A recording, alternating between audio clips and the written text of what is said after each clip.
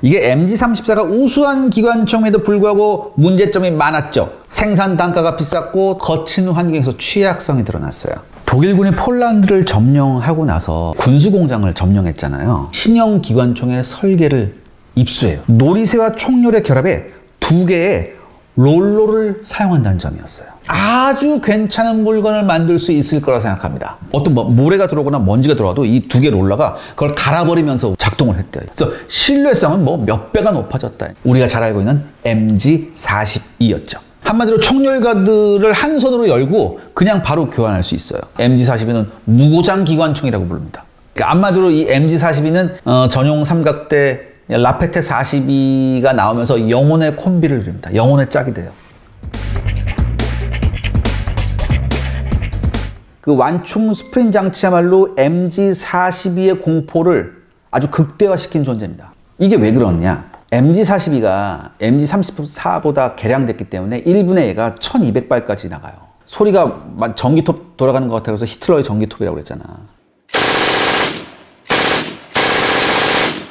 그렇다면 반동이 어떻겠어요, 여러분들? 미친 듯이 반동할 거 아니야. 근데 라페테 42에 MG41을 올려놓고 쏘잖아요?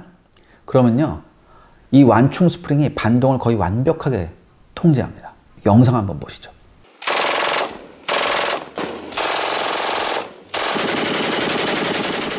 여러분 보셨죠? 그렇게 미친 듯이 기관총을 쏘는데도요, 반동 제어가 완벽합니다. 그러면 여러분 이렇게 반동 제어가 완벽하다, 고정식 진지에서 반동 제어가 완벽한 기관총을 쏜다, 그럼 어떻게 했어요? 유효 사정거리가 훨씬 늘어납니다. 그러니까 이렇게 되면 또 뭐예요? 기관총을 가지고요, 대포같이 간접 사격도 할 수 있어요. 약간 위쪽으로 해가지고 간접 사격도 할 수 있어요. 엄청난 능력을 발휘할 수 있었습니다. 그러니까 소련 전선 같이 넓은 곳 있죠? 거의 2, 3km 밖에 있는 표적을 쏘는 건 아주 빈번한 일이었습니다. 그 다음에 사람에 대해서 쏘는 거 있죠? 사람에 대해서. 사람 같은 경우에는 1000m 밖에서도 명중탄 기록한 얘가 대단히 흔했어요. 기관총 가지고. 만약에 한 1km 밖에 사람이 서 있는데, 한 몇 명 서 있는데, 경기관총까지 앞에 양각대 놓고 딱 하려고 해봐. 안 맞아요. 흔들리니까, 경기관총은. 근데 라페테에다가 딱 MG42 올려놓고 조준경 있잖아요. 조준경을 딱 보면서 이게 쏘는 게, 이게 당기는 게 아니라 이렇게 레바로 탁탁 치는 거예요. 이거 탁 치면서, 그러면 한 발씩 따당, 따당 이렇게 쏠 수도 있거든요. 조준경 딱 보면서 따당, 따당 이렇게 쏘면 1km 밖에 있는 사람 맞추는 거 일도 아니었대요. 한마디로 여러분, 라페테 42는 비싸고 꽤 무겁고 거추장스러웠지만 그 능력을 실전에서 충분히 입증합니다. 2차 대전 이후에 이제 동서독으로 갈라지잖아요. 그래서 서독 같은 경우에는 이 MG41을 7.62mm에 맞게 살짝만 개량해서 MG3라고 그대로 채용해요. 그리고 이 라페테 42도 조금 간단해졌지만 비슷한 형태로 그대로 채용을 합니다. 이게 워낙 좋았었기 때문에. 그리고 미군도 여기서 배웠죠. 최근에 배치된 M240 기관총 삼각대는요, 여기에다 완충 장치를 설치를 했어요. 또 하나, 이 M240뿐만 아니라 중기관총의 대명사 뭐가 있습니까? M2HB 있죠. 여기에서도 완충 장치가 달린 삼각대를 미군이 씁니다. 독일군한테 배운 거죠, 한마디로. 그러면 실전에서도 MG41은 엄청 많이 쓰였겠죠? 무시무시했습니다. 일단 쓰이는 총탄은 MG34하고 똑같고 카구팔에도 똑같은 7.92mm 탄을 썼어요. 근데 발사 속도가 아까 제가 잠깐 말씀드렸지만 1분에 1200발이에요. 바꿔 말하면 뭐예요? 1초에 20발씩 나갔어요. 그러니까 이건 뭐예요? 기계죠, 기계.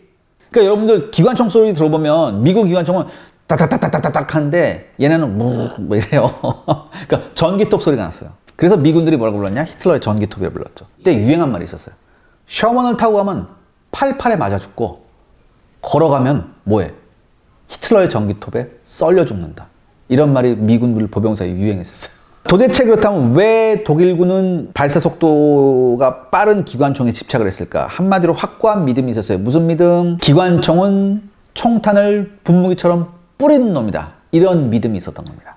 그러니까 어차피 기관총이 정밀도가 좋아봐야 얼마나 좋겠어요. 저격총 같지는 않잖아요. 그렇다면 뭐예요? 짧은 시간에 마구 퍼부을 수 있는 게 훨씬 유리하잖아요. 여러분, MG34 때도 제가 말씀드렸지만 소련전에서 뭘 만나요? 인해 전술을 만났단 말이에요.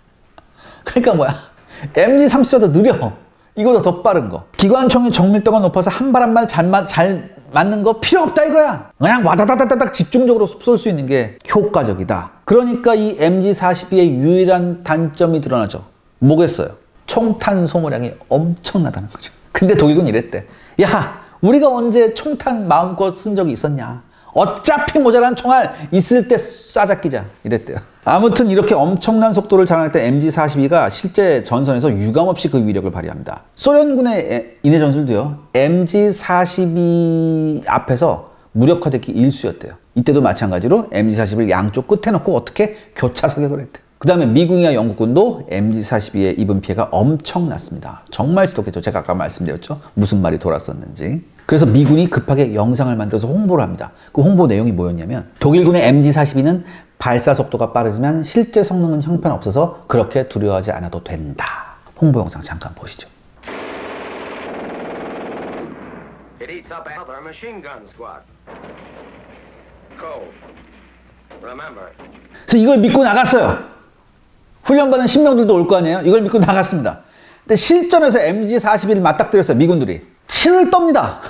홍보 영상 믿고 나갔다가 전선에서 썰려나가는 미군이 부지기수였어요. 미군이 완전 빡이 칩니다. 저 뭐야? 그래서 MG41을 카피하려고 했었어요. 저거 철판 쪼가리로 만든 형편없는 기관총 아니냐? 왜 우리가 저거한테 당해야 돼? 라고 해서 무시했다가 숱한 병사들이, 숱한 부하들이 MG42에 썰려나가니까 야, 저거 카피해 그랬었어요. 그래서 노획한 MG41을 가져가서 똑같은 카피품을 만들어냈는데, 이게 독일은 뭐예요? 미터법이잖아. 근데 미국은 뭐야? 인치법이었다고. 그래서 이 미터법을 인치법으로 호환하면서 하다 보니까 이게 정밀성이 좀 떨어졌나 봐. 그리고 뭐 들리는 카더라에 의하면 일부러 이 독일 총을 생산하지 못하게 하려고, 독일제 설계를 생산하지 못하게 하려고 일부러 뭐 태엽했다 그런 얘기도 있는데, 아무튼 이런저런 문제 때문에 결국 미군도 채용을 안 했죠. 하지만 이 과정에서 얻어진 여러 가지 노하우가 나중에 미군이 기관총을 개발하는데 아주 요긴하게 쓰입니다. 그러면 이건 정말 결점이 없는 총인가 보네요.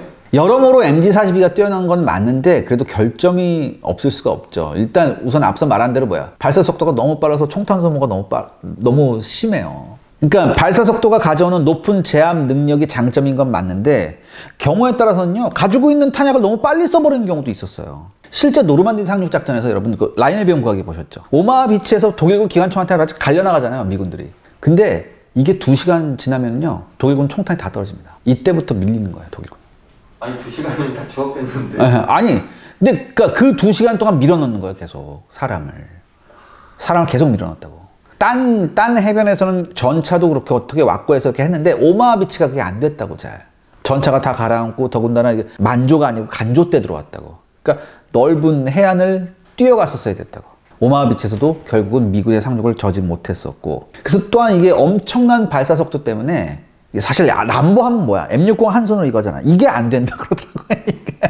이게 뭐 이렇게 뭐 사진이나 보면 앞에 뭐 양각대 딱 잡고 독일군을 쏘는 장면들이 있는데, 이거 정말 힘들대요. 이게 정말 힘든 사격법이라고 하더라고요. 그래서 웬만하면 이렇게 안 쐈다고 하더라고요. 그 다음에 총열 교환 방식이 훨씬 간편한 건 맞는데, 그럼에도 불구하고 뭐예요? 총열에 손잡이가 안 달려 있었어. 그래서 뜨거운 총열을 맨손으로 하기가 힘들어서 성면 장갑을 꼭 끼고 뺐어야 됐죠. 전쟁 이후에 MG42의 영향을 받은 기관총들이 대단히 많은데, 그 총 중에 하나가 이제 벨기에제 FN 매그 58이에요. 그래서 매그 58에서는 총열에 뭐가 달려 있습니까? 손잡이가 달려 있죠. 그래서 이렇게 해결을 했다. 아무튼 MG42도 나름의 결점은 있었다. 그렇게 말씀드릴 수 있습니다. 그러니까 MG34보다 발사 속도도 많이 빨라진 거죠? 예. MG34의 발사 속도는 1분에 900발. 하지만 MG42는 1분에 1200발이죠. 그리고 이제 독일이 전쟁에서 졌잖아요. 네. 그러면 MG42는 어떻게 됐죠? 그러니까 45년에 독일이 패망을 했어요. 그래서 MG42의 신화도 이쯤에서 끝나는 것 같았지만, 운명의 여신은 독일을 버렸지만 MG42는 버리지 않았습니다. 냉전이 시작되면서요, 다시 한번 독일이 군사 강국으로 발돋움할 기회가 생기죠. 특히 서독은 미국의 전폭적인 지원을 받았어요. 그래서 군사력 증강에 박차를 가하죠. 그래서 아까 말씀드렸듯이 서독군이 기관총으로 MG42의 개량형 MG3를 채택하게 됩니다. 근데 개량형이라고 하지만 이거 똑같은 총이에요, 사실. 제가 말씀드렸듯이 소형기 디자인 조금 바꾸고, 그 다음에 원래 7.92mm의 탄을 쓰는 걸 나토 탄인 7.62mm에 맞게 개량한 것 뿐이에요. 기본적인 구조는 완전히 똑같아요. 그 다음에 발사 속도 1200발에서 1300발도 그대로예요. 단 너무 발사 속도가 빠르면 문제가 되니까 어떤 개량을 했냐, 노리쇠하고 완충기를 바꿀 수 있게 해놨어요. 그래서 노리쇠하고 완충기를 바꾸면은 분당 750발에서 950발까지 발사 속도를 낮출 수가 있었어요. 아무튼 MG42가 MG3로 부활을 했습니다. 그러니까 그 전부터, 전쟁 전부터 MG42를 탐내던 수많은 나라들이 이 총을 앞다투어서 사들이기 시작하죠. 그 다음에 수출되거나 해외에서 라이센스 생산하는 MG3는요, 불과 12년 사이에 세계에서 가장 많이 쓰이는 기관총이 되어버립니다. 제가 말씀드릴게요. 독일은 물론이고요. 포르투갈, 오스트리아, 덴마크, 이탈리아, 스페인, 노르웨이, 에스토니아, 멕시코, 아르헨티나, 이란, 터키, 그리스, 파키스탄, 수단, 가나, 칠레, 브라질, 핀란드, 사우디아라비아. 골고루죠. 유럽, 중동, 중남미, 아프리카까지. 아시아는 못 썼죠. 아시아에서는 이제 양분되잖아요. 서방 진영하고 공산 진영으로. 그래서 그렇게 미제 아니면 소련제 이렇게 쓰게 되죠. 그래서 이제 얼마나 이게 많이 팔렸는지 이 서방 세계에서 기관총을 서독하고 벨기에가 양분합니다. 그래서 서독이 MG3면 벨기에는 아까 말씀드렸던 FN 매그 58. 재미있는 건 유고슬라비아예요. MG3를 채용할 수는 없었지만 그대로 카피해서 M53이라는 총을 만들어서 지금까지 쓰고 있어요. 거의 똑같죠, 모양 보면. 그러면 이제 마무리로 네. MG40이란 어떤 총이다? MG40이란 태생부터가 명총이었다. 태생부터가 명총이었기 때문에 지금도 그 명맥이 유지되어 있다. 여러분, 42년이면 지금부터 몇 년 전입니까? 거의 80년 전이죠. 근데 80년 전에 나온 총이 아직도 많은 나라에서 현역으로 쓰이고 있다? 이해가 되십니까? 우리나라도 썼나요? 우리나라 안 써요. 아까 미국 총. 예. 우리나라 썼으면 좋겠어, 솔직히. 썼으면 좋겠습니다. 근데 우리나라도 여러분, 우리나라 이제 좋은 총이 많이 나왔기 때문에 이걸 쓸 필요는 없는데, 예전에 M60 쓰면서 고생하셨던 분들 MG42 썼으면 정말 나는 해피했을 거라 그런 얘기 정말 많이 하셨을 것 같아요. 아무튼 대단한 총입니다. MG42. 아직까지 모든 기관총의 그 그림자를 아주 짙게 드리고 있는 명총이었습니다. 문제는 이게 나치의 손에 의해서 개발됐다는 거죠. 자, 오늘 여러분들 클래식 무기고 MG42 소개해 드렸습니다. 즐거우셨는지요? 다음에는 제가 더욱더 재밌는 아이템으로 여러분을 찾아뵙겠습니다. 감사합니다.